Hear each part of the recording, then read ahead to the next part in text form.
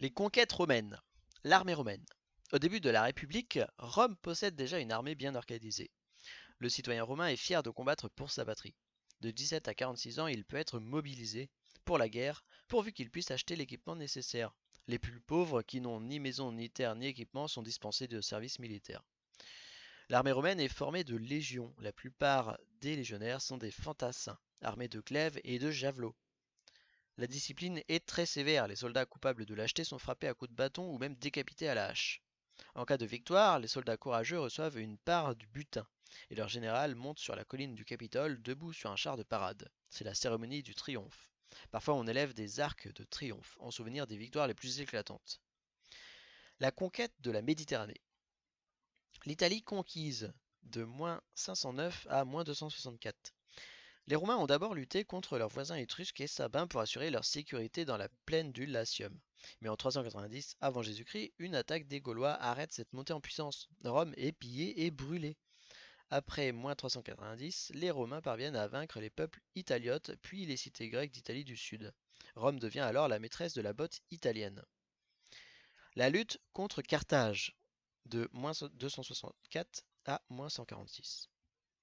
Les Romains affrontent ensuite Carthage, une riche cité phénicienne qui dominait l'Afrique du Nord, la Sardaigne, la Corse et une partie de l'Espagne. Sur mer, les Carthaginois disposaient d'une flotte puissante. Sur terre, leurs soldats terrorisaient l'ennemi en utilisant des éléphants dressés pour le combat.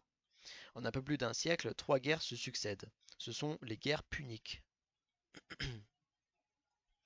Pendant la deuxième de ces guerres, le général carthaginois Hannibal organise une audacieuse expédition à partir de l'Espagne.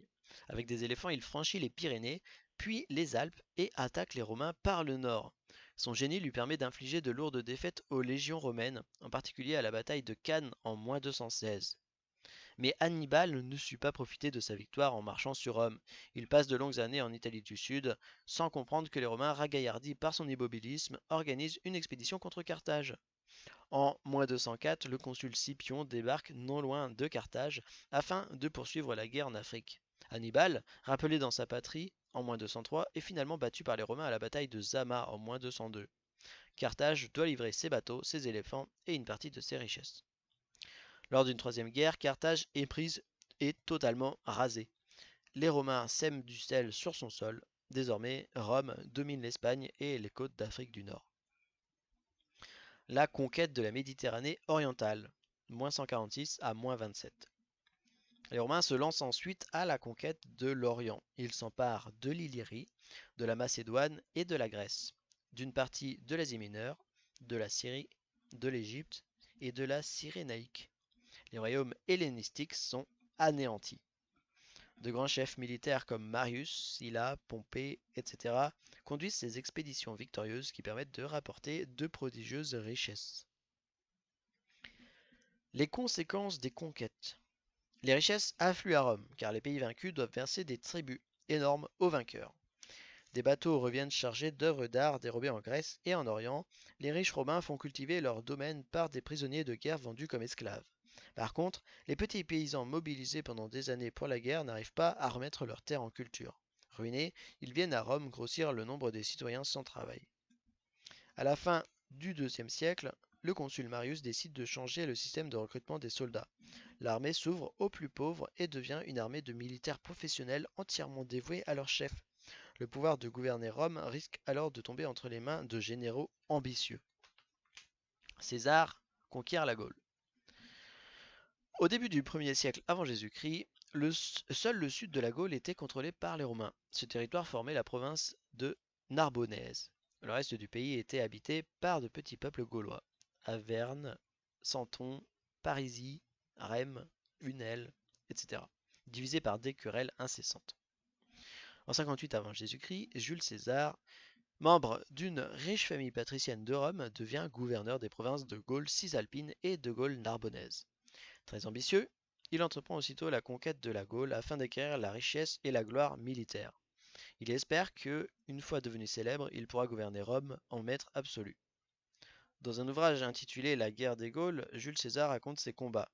Il explique que les Éduans, qui lui ayant demandé de l'aide contre les Germains, Il est donc entré en Gaule dans le seul but de repousser les Germains au-delà du Rhin. En -57 et -56, il parcourt presque toute la Gaule sans rencontrer d'opposition. Les Gaulois semblent accepter son autorité. En -55-54, il débarque 2 fois dans l'île de Bretagne afin de terroriser les Bretons. Mais en -53, les tribus gauloises du nord se révoltent. César fait massacrer les révoltés et brûle leur village. L'année suivante, en -52, la plupart des tribus gauloises s'unissent sous la direction d'un jeune chef, Arverne, appelé Vercingétorix. César subit d'abord une défaite à Gergovie, mais il réussit ensuite à encercler les troupes gauloises installées sur la colline d'Alésia. Les Romains ayant aménagé des fortifications infranchissables autour d'Alésia, Vercingétorix et ses guerriers sont pris au piège au bout de 2 mois d'un dur siège. Le chef gaulois se rend emmené à Rome, il meurt ensuite en prison. La Gaule fait désormais partie des territoires soumis aux Romains.